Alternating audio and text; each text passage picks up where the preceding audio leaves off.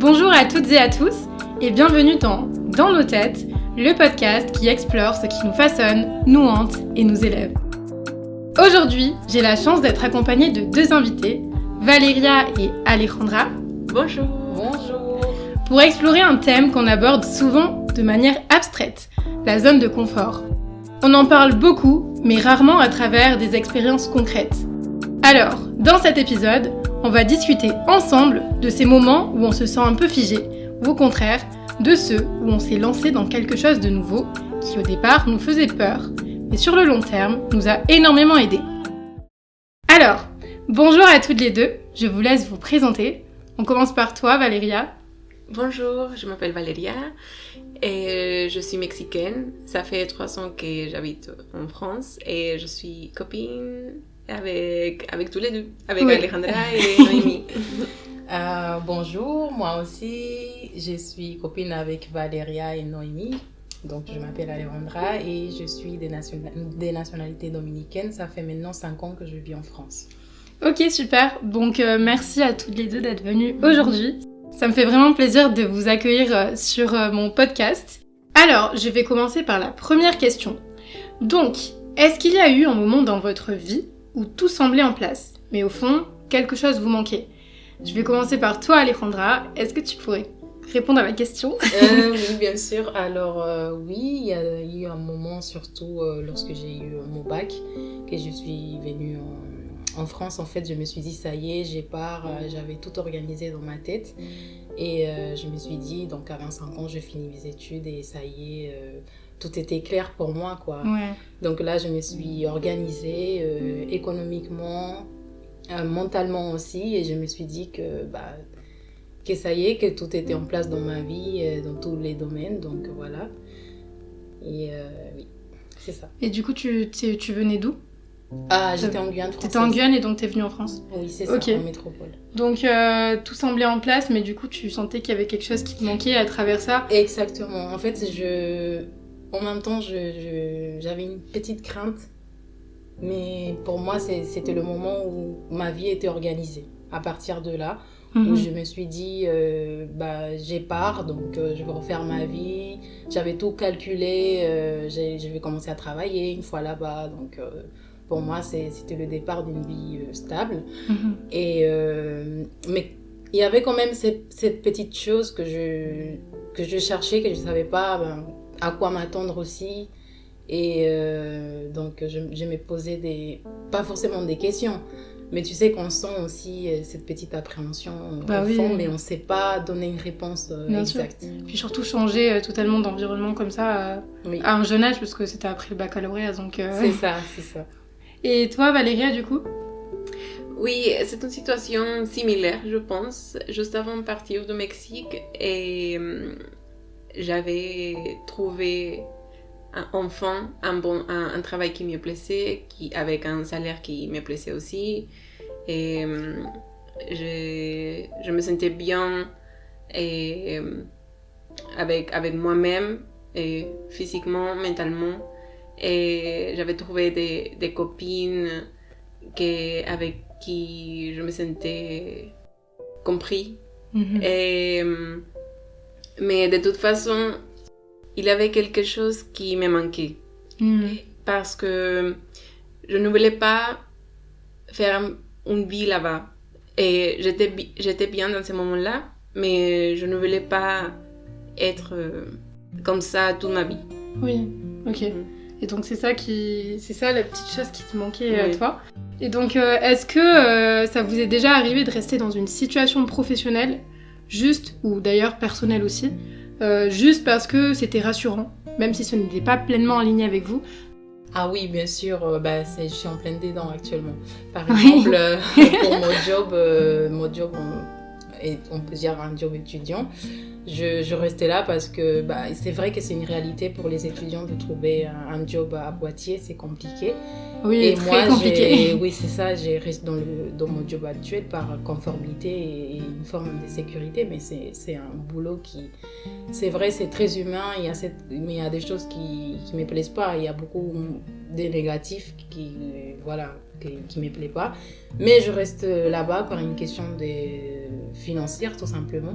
Oui, parce que ça en a besoin. Et voilà, donc ça c'est un cas précis. Donc je reste là parce que c'est une forme de sécurité. C'est, comme je dis, c'est vraiment d'actualité, j'y suis encore d'ailleurs.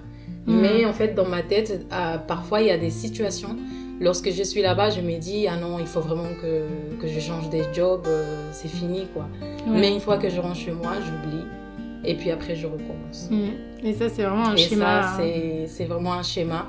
Donc, je me posais beaucoup de questions. Je me disais, mais c'est vraiment un cercle vicieux. Parce qu'en fait, tu sais qu'il y a quelque chose qui t'est dit, il faut que tu partes de là. Mais quand tu reviens à ta réalité économique...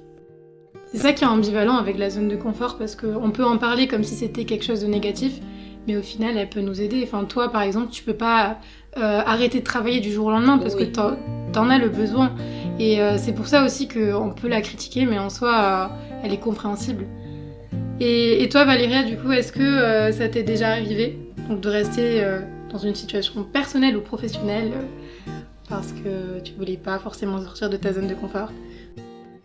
Oui, une fois, j'étais dans une relation violente et même si je ne me sentais pas confortable là-bas, et le fait de devoir dire à ma famille et mon entourage que la relation c'était un échec, et ça me faisait plus de peur que de rester dans la même maison avec mon copain de l'époque qui arrivait à frapper la même oreiller où je dormais, par exemple.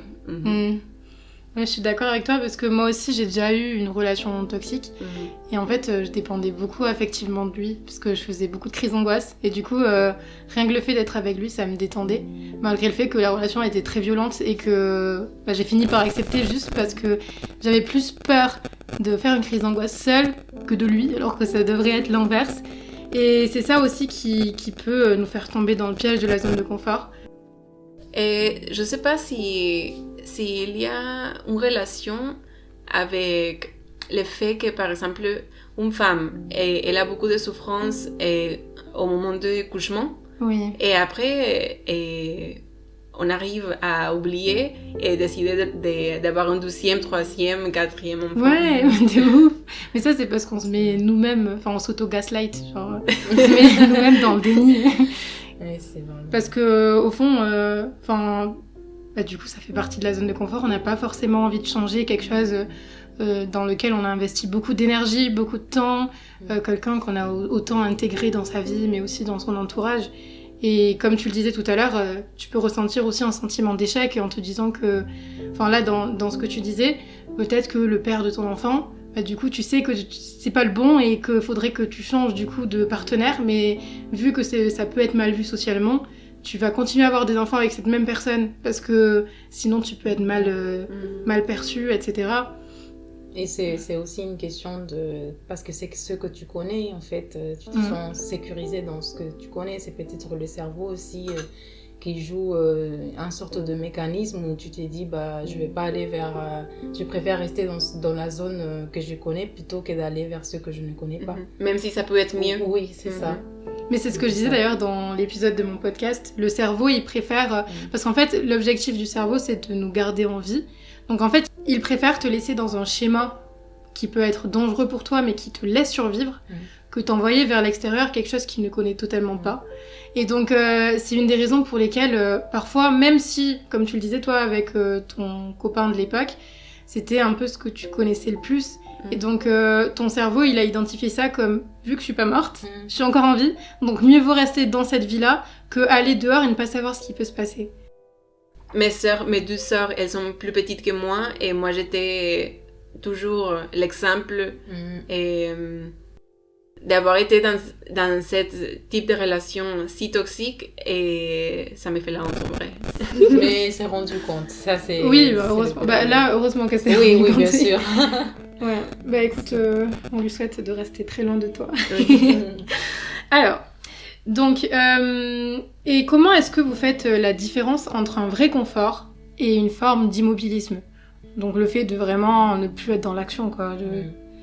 Alors, moi, je dirais que être dans le vrai confort, c'est être bien avec toi-même. Donc, tu sais que tu es dans cette zone, tu n'as pas peur, tu l'acceptes en fait, et tu n'as pas un certain confort de te sentir bien dans ton espace et dans ta zone. Alors que lorsqu'on parle d'immobilisme, je dirais que c'est plus vraiment la mort de toute action.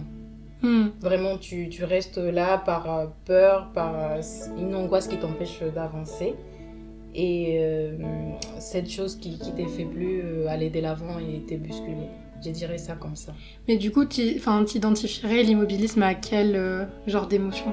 Parce que moi, par exemple, je l'identifierais plutôt à les moments de dépression où vraiment tu sais plus où donner de la tête et que t'as aucun plan, enfin t'as aucune routine parce que t'es juste dans le flou et du coup ça t'empêche de faire quoi que ce soit, donc tu te renfermes de plus en plus. Mais je pense que ça peut être dû à un événement un peu choquant et je pense que c'est ça en fait aussi. Il y a des gens qui se renferment et qui veulent plus sortir de leur zone par peur d'être davantage, dans le cas par exemple d'une femme qui est agressée, elle va préférer peut-être ne plus sortir la nuit, rester chez elle. Mais bon, là, c'est un autre cas, mais un exemple que je donne comme ça. Et oui, c'est ça, c'est peut-être par peur de ne plus te sentir en danger. Donc tu restes dans l'immobilisme. Ça t'inhibe tout simplement et ça t'empêche d'avancer justement par cette peur qui te bloque. Ouais, je suis d'accord avec toi. Et toi, Valéria? Moi, je dirais que le vrai confort ne fait pas peur et que dans le vrai confort, on se sent protégé par un mode de survie et on se sent libre et pas attaché. Pas attaché? Oui, attaché. Oui, sinon, si... Ah, ok.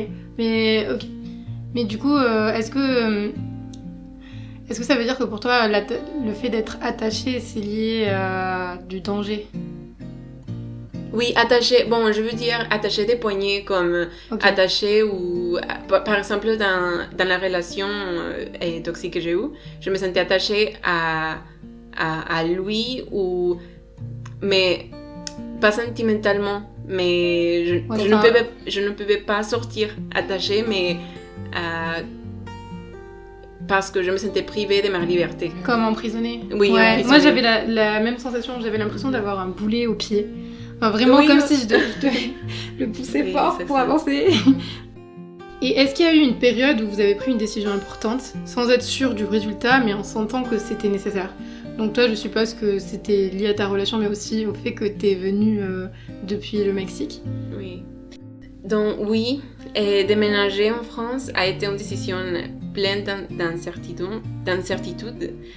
Et j'étais terrifiée par l'idée de commencer au nouveau, de m'adapter, d'apprendre une nouvelle langue et de l'inconnu surtout. Mais je l'ai pris quand même, j'ai pris la décision, c'était mon choix. Et du coup, je suppose que t'as eu peur, mais que t'as quand même été, malgré tout.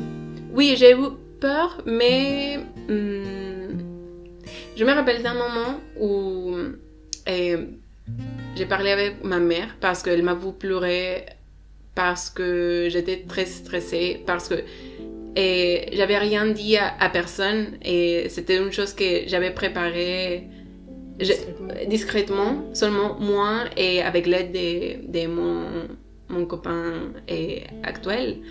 Et après, quand ma mère m'a vu pleurer, j'ai tout dit, j'ai tout partagé avec elle et c'était elle qui m'a motivée à arrêter de penser à mes peurs et à suivre mes... Ah, c'est trop bien. Oui, cette aventure. Oui, cette mais aventure, c'est super cette simple. Et du coup, ça t'a rassurée? Oui. En vrai, je suis très reconnaissante envers ma mère parce que je sais que je lui manque beaucoup, mais elle n'a jamais osé proposer de revenir ou de ne pas partir du Mexique. Et en vrai, ça a été très important dans mon choix. Okay.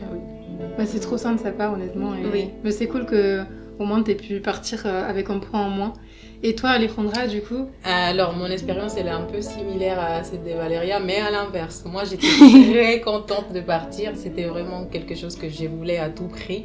Moi, je m'étais dit en fin de lycée que je voulais à tout prix partir dès que j'allais avoir mon bac parce qu'en fait, j'avais une vie de famille un peu compliquée avec ma mère qui était trop protectrice et elle voulait, on dirait à tout prix, me garder dans sa coquille et que je ressorte. D'ailleurs, la dernière fois quand je devais partir pour la France, elle me faisait la tête en fait parce qu'en fait elle se disait que comment tu vas faire pour travailler là-bas et tout, tu vas partir toute seule, comment tu vas faire. Et j'ai dit mais s'il y en a qui sont partis, pourquoi pas moi.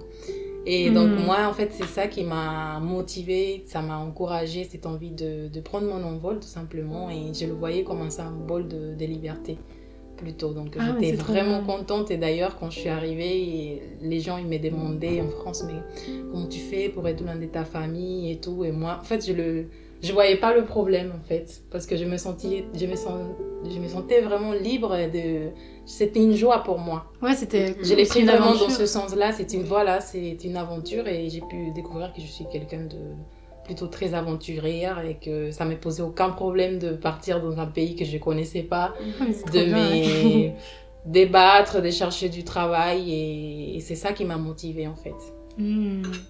Ok, ouais, c'est super intéressant, je savais pas ça de toi du coup. Oui. Et mais en plus tu gères très bien ta vie, t'es très autonome et je pense que ça doit venir de là aussi.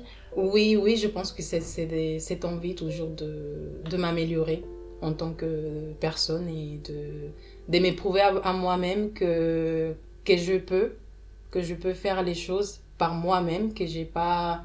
Bon, on a toujours besoin des gens, ça c'est sûr, mais que j'ai plus peur en fait de ne pas être capable de ne pas faire quoi que ce soit. Parce que parfois dans ton enfance, quand on te répète que tu sers à rien et que tu t'es un bon à rien tout simplement, des fois tu finis par intérioriser tout ça. Enfin des fois, tout le temps. Oui, c'est pour ça qu'il faut finis pas par avoir d'enfants si intérioriser tout ça. Et en fait, moi, on m'avait beaucoup dit ça à mon enfance. Mais je me suis rendu compte que le meilleur moyen de combattre ça, c'est justement de faire l'opposé. Ouais. De montrer toujours que tu peux aller de l'avant. Et que d'ailleurs, je le vois maintenant comme une forme de réconciliation avec ma mère et avec moi-même. Parce qu'elle s'est rendue compte que justement, si je suis partie, c'est pour me prouver à moi-même que je pouvais le faire. Et à elle aussi que c'était possible. Que... Vraiment, si on se donne le moyen, il n'y a pas de raison que... Oui, bien sûr. Après, je comprends aussi parce qu'on sait que les mamans, et des fois, elles se préoccupent de leurs enfants et tout ça. Mais souvent, ce qu'on dit parfois, aux c'est autres... pas la même façon. Pas forcément de la même manière. De la bonne façon. Oui, bien sûr. Mais souvent, ce qu'on dit aux autres, c'est le reflet des peurs intérieures qu'on a. C'est-à-dire que je pense pas que... Enfin... Dans le sens où je pense pas qu'elle pensait que toi t'étais pas capable à 100%, tu vois. C'était elle qui se serait dit à sa place je serais pas capable, donc elle non plus, tu vois. Et donc en soi tu lui as appris quelque chose aussi en lui démontrant ça. Mais en tout cas ça a pu t'apporter beaucoup et c'est ça qui bien peut sûr, être positif, j'étais très contente. Ça c'est bon, ça y est. Ah mais là j'ai fait mes bagages quand j'ai su que parce qu'en fait elle m'avait dit mais comment tu vas faire pour les tickets d'avion?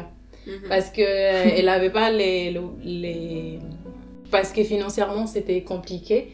Et donc moi avant ça j'avais déjà tout planifié dans ma tête. Je me suis dit je vais avoir mon bac avec mention très bien parce que tu sais que tu peux avoir une bourse. Et c'est ce que j'ai fait. Je me suis concentrée là-dessus. Je l'ai eu avec mention très bien. Et en fait l'agence là-bas m'a payé tout mon billet. Je lui dis t'inquiète pas, mon billet sera payé. Donc j'ai fait mes démarches administratives et ça s'est très bien passé.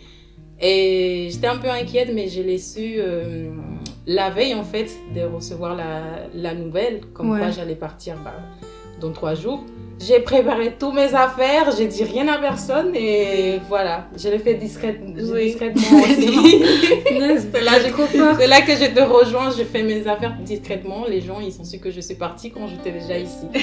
Et c'était vraiment une joie pour moi en fait. Mais au final, c'est bien que vous ayez la capacité de faire ça discrètement parce que souvent, ce qui nous démotive, c'est les autres. Oui. Enfin, dès que tu vas dire à quelqu'un ton projet ou autre, il va te dire oui, mais t'as pas les capacités, ou oui, mais tu pourras pas. Oui, et mais ça, en tout fait, ça. Et parfois, il te met plus de peur que ce que t'as. Ouais, c'est ça. Ça éteint ta Bien sûr. lumière. Oui. Spark. Lumière. Pourquoi je dis en anglais? Mais c'est parce qu'il se base sur leur propre expérience, mais après chacun vit sa propre expérience. Je peux pas dire à Valérie elle ne va pas parce que moi il m'est arrivé telle ou telle chose, c'est vraiment pas bien, alors qu'on n'a pas tous la même expérience. On est tellement différents. Moi je sais que quand j'ai arrêté de fumer, ma famille elle me disait oh, tu vas jamais y arriver. Mais tout le monde me disait que ça j'allais pas y arriver. Enfin, je me souviens que mon beau-père il me disait bon bah si quand tu retomberas c'est pas grave. Bien sûr. Et au final j'ai arrêté de fumer du jour au lendemain et ça a choqué des gens, sauf que je pense qu'on a tous notre propre force intérieure et il faut la découvrir. C'est un lien que tu crées envers toi-même et pas envers les autres. Oui. Après, il faut quand même savoir à qui tu le dis. Parce que tu as au moins une personne à qui tu te confies. Toi, tu l'as fait avec ta maman. Je pense que c'est important. Quand même d'avoir une ou deux, mais pas non plus de l'étendre. Parce que, comme vous avez dit, ça peut te donner peur ou... Ouais, c'est ça. Oui, après, bien sûr, si vous voyagez ou quoi... oui, t'as toujours quelqu'un à qui tu te confies, parce que sinon, bien sûr. tu disparais et c'est fini pour toi, personne ne sait où t'es. Ok, c'était très intéressant, en tout cas. Oui, bien sûr, c'est toujours... Donc, vous avez déjà dit quand même beaucoup d'informations par rapport à comment ça s'est passé, notamment par rapport à votre entourage. Mais est-ce que vous avez quelque chose à rajouter par rapport au fait que votre choix ait été ou non compris par votre entourage ? Que ce soit vos mères ou vos sœurs, ou etc. Je pense que... Oui, moi, une fois que j'avais déjà mes billets d'avion et tout, que tout était préparé, tout était prêt, j'ai dit à ma famille, j'ai partagé mon projet avec ma famille, le reste de ma famille et mes copines, et je pense qu'ils s'attendaient tous que je reviendrai beaucoup plus tôt oui, que prévu. Oui, je pense qu'ils s'attendaient, je sais pas, quelques mois. Reviens dans 6 mois oui. Ce sera fini son rêve. Mais non, c'était pas ça. Ils avaient pas. Oui. Ça fait 3 ans. Ils sont là en train d'attendre à sa porte. Voilà. Ok. Et toi, du coup, t'as quelque chose à rajouter, Alejandra? Non, pas mais forcément. Je pense que c'est plutôt ma mère. Ma mère qui ne comprenait pas ce choix. D'autres personnes aussi qui m'ont dit mais comment tu vas partir seule comme ça, une jeune fille comme toi. Oui, toujours il y a des gens qui te disent soit tout simplement. Et j'ai dit écoute, moi je vais partir, c'est comme ça. Et t'as bien fait.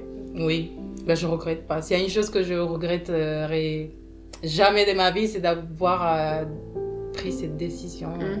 Ah mais c'est cool en vrai que tu sois avec nous. Bon, alors, maintenant c'est une question un peu délicate. Est-ce qu'il y a eu des moments où vous avez eu envie de revenir en arrière, de tout lâcher, vous avez eu très peur et donc vous vous êtes dit, bon, je sais pas pourquoi j'étais là, je ne sais pas pourquoi j'ai fait ça? Moi je dirais jamais. Jamais? J'ai jamais pensé à revenir au Mexique. Et ça me rassure, parce que ça ne veut pas dire que tout a été très facile, mais c'est exactement ces pensées de ne pas vouloir revenir qui me montrent que je suis exactement où je dois être. Ah oui, je vois. Ouais, je suis d'accord avec toi. Parce que c'est vrai que si tu commences à te remettre en question sur tes choix, etc., c'est là où je te dis que peut-être t'as pas pris la bonne décision, mais dans ton cas, c'est différent. Oui, je pense que si dans un moment de ma vie, je commence à penser à revenir au Mexique, c'est parce que je dois revenir au Mexique. Ouais, je comprends. Et toi, Alejandra? Alors, concernant ce que j'ai dit avant, j'ai aucun regret. Aucun regret, mais peut-être un regret Non, pas vraiment, juste des questions que je me pose sur, par exemple, mes études. Est-ce que si j'aurais pas fait ça, qu'est-ce que j'aurais fait? Mais c'est pas des regrets, je pense que c'est plutôt un questionnement qui reste pour l'instant en suspens. Ok. Oui. Donc, une fois dans l'action, qu'est-ce que vous avez découvert sur vous-même? Alors, pour ma part, ce côté aventurière, vraiment, je j'aurais jamais su que j'avais ça. Et jusqu'à présent, je pense que je l'ai. Je peux aller n'importe où actuellement. Et, j'ai vu ça l'année dernière. Et en fait, j'ai pas peur. J'ai pas peur d'aller n'importe où. Je pense que je m'adapte très vite. Et ce côté aussi où j'ai besoin de faire des activités pour pas m'ennuyer parce que sinon j'aime pas la monotonie, j'aime pas la routine et il faut tout le temps que je casse en fait ma routine et c'est ça que j'ai pu découvrir. Ah mais c'est intéressant du coup. Mais c'est vrai que l'année dernière quand t'es partie du jour au lendemain en Turquie, elle m'avait proposé la veille, elle m'a dit ouais demain tu viens en Turquie avec moi. C'est là, faut que j'avertisse ma mère. Oui, c'est chouette la découverte que tu as fait. Après bon je m'organise quand même mais je vais dire que c'est pas... Si demain on me propose d'aller quelque part, je vais pas refuser. En fait, il n'y a rien qui te retient vraiment. Oui. T'es libre, quoi. Genre demain, si on te propose un poste en Australie, tu vas y aller. Je reste flexible. Pas l'Australie, mais... Je reste flexible, voilà, oui. Et est-ce que t'as découvert quelque chose de négatif aussi, ou pas forcément? Enfin, une anxiété ou autre chose? Enfin, parce que c'est en positif et en négatif aussi. Et peut-être qu'il n'y a pas de négatif, et tant mieux. Alors, en négatif, il faudrait effectivement que je fasse attention quand même. Que je fasse attention parce que je suis un peu naïve, voire trop parfois. Et ça peut peut-être me mettre en danger. Ça peut... Par exemple, des gens qui s'approchent de toi lorsque tu es en voyage. Mais en fait, il faut que j'apprenne à détecter les intentions. Parce que ça peut être dangereux pour moi en tant que femme aussi. Je trouve que c'est quelque chose dans laquelle je dois faire... je dois faire attention à ça. Ok. Et c'est un peu ce côté-là naïf qui peut me jouer des tours en fait. Oui. D'accord. Et toi, Valéria, du coup? Et moi, j'ai découvert que je suis folle pour avoir fait ce choix. Mais très courageuse aussi. Et qu'il me manquait encore beaucoup de choses à apprendre. Et que je ne savais pas exactement ce que je voulais faire de ma vie. Et que toutes ces années, et jusqu'à 25 ans, que c'était le moment où je me suis déménagée en France, j'avais appris à vivre dans une société spécifique. Ouais, en fait, c'était totalement différent de... Oui. Okay. Je me sentais très à l'aise et je dirais experte en société. Par contre, ici, non. Tout était... Il faut réapprendre. Je me sentais comme une petite fille de 3 ans, en vrai, en train d'apprendre à vivre en société. Ah, tous les codes sociaux. Par exemple, tu peux donner un exemple entre Mexique... Bah oui, le choc culturel. Enfin, ce qui t'a le plus marqué en venant ici par rapport au Mexique. J'ai un exemple de ça. Par exemple, une fois... On a organisé un repas chez nous, un grand repas pour Noël. Et j'ai fait un peu trop de nourriture. Et alors à la fin, avant que les invités partaient, je laissais offert d'amener chez eux une partie de repas parce qu'on n'est que 2 à la maison. Pour manger toute cette nourriture, c'était impossible et je ne voulais pas jeter, bien évidemment. Et ma copine, parce que maintenant nous sommes des copines, elle était choquée d'abord et elle a dit, elle a proposé de payer pour la nourriture, pour amener la nourriture chez elle.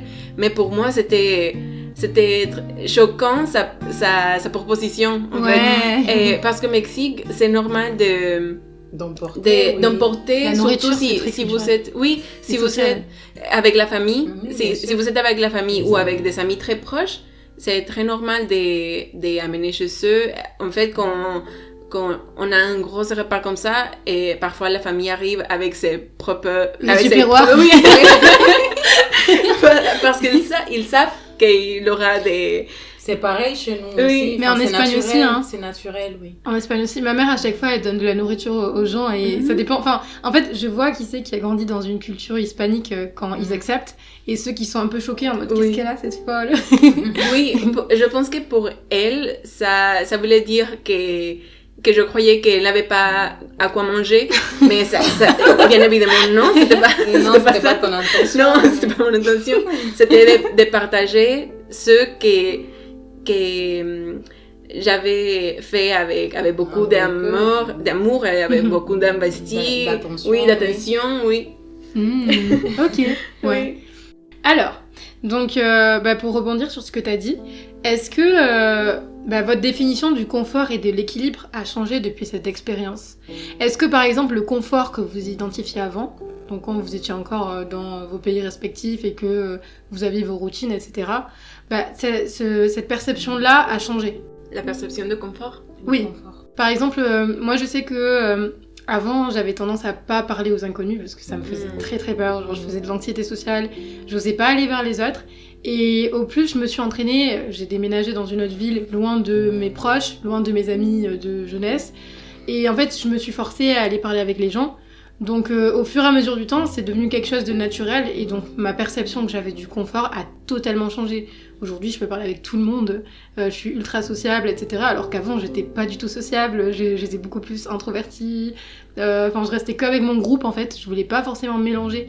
Et vous, est-ce que après votre expérience, vous avez vu un changement par rapport à votre notion du confort ? Moi, oui, un peu. Je sais pas si ça a un lien, mais moi, par exemple, des fois, j'avais des blocages pour communiquer. C'est-à-dire que je restais dans ma zone, en fait, par conformité, par peur de qu'en dirait-on. Je restais... Si j'avais des questions, je les posais pas forcément. Je restais, en fait, à une sorte d'autoblocage, en fait, dans lequel Maintenant, je suis mieux avec ça, c'est-à-dire que si j'ai des questions, je n'hésite pas. Enfin, d'ailleurs, des fois, je m'efforce à le faire pour établir aussi des limites aussi, par exemple, lorsque j'ai des choses à dire. Et tout ça, je pense que ça a changé un peu, cette idée de ne pas toujours être... de ne pas toujours m'étaire, alors que j'ai des choses à dire tout simplement, et je pense que ça a changé. Mais c'est vrai que tu t'es améliorée depuis que je t'ai rencontrée, parce que quand je t'ai rencontrée, t'étais beaucoup plus timide, et là, je te vois, tu vas un peu avec tout le monde, c'est bien. Ça va mieux, oui. Ok. Et tu te sens mieux depuis ? Ou est-ce que tu te sens plus libre ? Enfin, est-ce que tu sens que ça t'a libéré d'un poids ? Bien sûr, ça m'a libéré beaucoup parce que des fois, j'étais pas d'accord avec, même pour ma sécurité ou pour des choses qui allaient à mon encontre. Et maintenant, je trouve qu'on n'est plus... on n'est pas forcément laissé toujours... Enfin, on n'est pas restant dans le silence. Ça m'aide à m'ouvrir et aussi à communiquer davantage avec les gens, parce que parfois lorsqu'on ne communique pas, il y a des malentendus. Oui. Il y a des malentendus et les gens ils peuvent te faire du mal, mais pas forcément, ils sont pas forcément conscients. Mais si toi aussi tu ne dis pas ce que tu penses, ça peut te jouer des tours, quoi. Et puis souvent, ce qui est normal chez certaines personnes ne l'est pas pour toi, et inversement. C'est ça. Donc moi, avant, je cogitais beaucoup. Et au lieu de poser des questions à la personne, je m'étais, je dirais rien. Ouais. Et donc tu mangeais le stress et c'est ça, où j'étais pas bien la nuit, où j'ai pensé en boucle à ça. Et maintenant, je suis mieux avec ça. Parce que je ose dire les choses, je ose dire quand ça va pas, quand je vais pas telle ou telle chose, je ose en fait m'imposer. Ah mais c'est bien. Et ça c'est quelque chose que je vois, en fait je vois le progrès maintenant. Mais c'est super important de savoir poser ses limites pour se sentir bien. Hein. Oui, je pense que c'est quelque chose qu'on devrait nous apprendre à faire depuis tout petit. Oui. Et toi Valéria du coup ? Et je pense que ma conception de confort n'a pas changé, c'est-à-dire les chemins. Mais j'ai un nouveau une nouvelle zone de confort. Et ok. elle n'est plus au Mexique, elle est maintenant ici. Ok, Oui. donc t'as l'impression d'avoir la même zone de confort ici qu'au Mexique? Non, Non. non, pas la même conception, parce que au Mexique, elle n'était pas parfaite, Oui, bien ma zone sûr. de confort. Mhm. Ici non plus.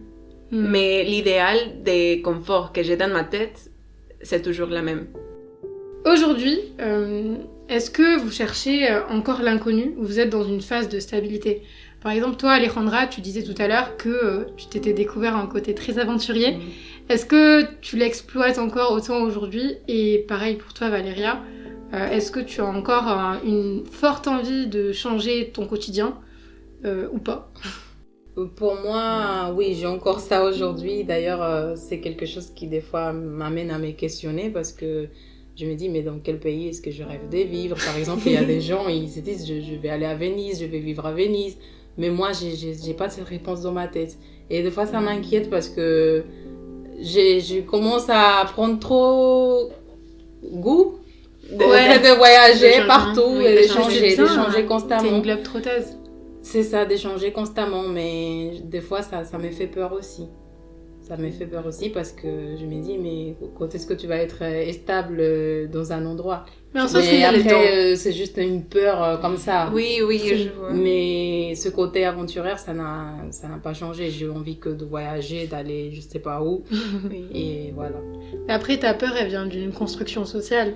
Oui, aussi. C'est les... De la peut-être de la sédentarisation, du fait que bah tu sais les gens quand ils finissent les études ils se disent bon c'est bon je m'achète une maison je vais vivre là, Avoir 4 Je enfants, vais- un chien. tu vois c'est ça Oui. c'est cette chose là aussi, et puis la conception aussi qu'on a de la famille chez nous, c'est un peu différent. Mhm. Donc ils s'attendent à ce que à un certain âge tu aies des enfants, Ta maison, oui, ta voiture. voiture, tu vois, alors que moi, je suis encore dans le questionnement par rapport à ça. Mais c'est bien que tu prennes ton temps et il n'y a rien de mal à vouloir voyager. Hein. Enfin, honnêtement, je pense que c'est la plus belle chose que tu puisses avoir dans ta personnalité, de Oui. vouloir voyager, de découvrir le monde. Parce qu'en soi, le voyage, ça permet aussi d'être ouvert d'esprit, de pas rester fermé sur un point de vue. Comme tu le disais, toi, quand t'es venu du Mexique, tu t'es rendu compte qu'il y avait une autre société. Et ça, au fur et à mesure du temps que tu voyageras, tu finiras par voir plein de sociétés différentes et ça te permettra d'avoir une énorme ouverture d'esprit. Et ça aide aussi à être heureux, qu'on le veuille ou pas. Enfin, ça contribue beaucoup au bonheur, ça. Oui, oui, bien sûr. Après, je le dis dans le sens où, tu vois, quand tu vois parce que parfois, c'est dur de ne pas se comparer. On essaye de ne pas le faire, mais quand tu vois tes amis, par exemple, tu te dis, ah ben lui, ma copine, il a déjà eu des enfants, lui, il a déjà eu il a Ouais, déjà bien son... sûr. Oui. J'essaye de ne pas me comparer parce que je me dis, c'est leur vie à eux, bien sûr. Moi, j'ai ma vie à côté. Bien Mais c'est sûr. toujours quand ton cercle d'amis, ils sont tous mariés, tous ont un enfant, tous ont fini leurs études et toi, t'es encore à la fac. Non, après, c'est C'est- normal, oui. je C'est des comprends. petites pensées comme ça qui te un peu parasitent. parasitent, mais après, c'est pas... Moi, j'en passe, hein. Je reste pas bloquée là-dessus, bien sûr. Mais c'est des petits questionnements comme ça, tout Oui. simplement. Et puis c'est humain de se comparer, hein. C'est vraiment humain. Ça fait partie de notre mode de fonctionnement. Et toi, du coup, Valéria? Je pense que je ne cherche plus un grand changement comme me déménager de pays ou de continent. Ouais. Mais, oui, et d'apprendre une nouvelle langue, non. Mais quand même, dans la vie, je veux pas rester étudiant et toute seule à la maison avec mon copain toute ma vie. Et je vais évoluer. Et maintenant, j'ai plus peur de ça, d'avoir un grand changement. Par contre, je l'avais. Parce que il y a quelques mois, je me retrouvais très confortable dans ma vie. Trop, je dirais. Oui. Et je ne voulais pas faire des changements ou des projets qui peuvent, Changer ton confort. oui, Actuel. changer ma routine et tous les privilèges que j'ai maintenant. Par exemple, je sais pas, avoir des enfants ou ou à adopter un chien parce que ça veut dire que je dois sacrifier une partie de mon confort. Oui. Et maintenant, j'ai plus peur de ça. Et ça va arriver quand ça doit arriver. Oui. Tata. Ça, c'est vrai. Ok, bon ben merci beaucoup les filles. Donc on arrive à la dernière question qui est donc si vous deviez résumer votre rapport à la zone de confort en une phrase, ce serait quoi? En une phrase. Alors moi, je dirais que ça serait que parfois il faut apprendre à être confortable dans l'inconfort. Il faut apprendre à être confortable dans l'inconfort. Ok, faudrait que j'apprenne de cette phrase. Et toi Valéria? Je dirais la peur t'empêche de trouver mieux. Et moi je dirais l'action t'emmène vers la joie et la peur t'empêche d'exister. Wow. Parce que... Quelle phrase! philosophe. Je vais l'accrocher dans ma... Je vais l'accrocher. Noémie Martel. Non mais en soi, qu'on le veuille ou pas, la peur, ça t'empêche d'exister parce que t'as peur de briller, t'as peur qu'on te voit, que ce soit dans tes liens, que ce soit au travail, tes capacités, que ce soit dans tout en fait. C'est comme si tu reniais ta propre existence au point d'avoir peur d'être matérialisé en fait. De pouvoir être vu, de pouvoir être entendu, de pouvoir être violenté entre parenthèses. Bon après ça c'est normal mais... Oui, mais qu'est-ce que tu dirais à Descartes alors? Descartes? Oui. Non, Là, je rigole. Je sais pas rigoler. je crois que tu parlais de l'arrêt de tram. Non, Mais je pense dans je suis. À partir du moment où je pense, j'hésite. Vous avez quelque chose à rajouter? Non. Non, merci Non, beaucoup merci pour beaucoup. l'invitation. C'était Oui, très il y a chouette, pas de quoi. très C'est intéressant Oui. et c'est une joie de partager avec vous. Oui, ça m'a fait plaisir d'apprendre à vous connaître un peu plus, Oui. même si on se voit tout le temps, mais Ah ben, bizarrement on s'était jamais parlé de ça. On a toujours des choses à découvrir. Hein. Oui. Des autres, oui, Oui. c'est vrai.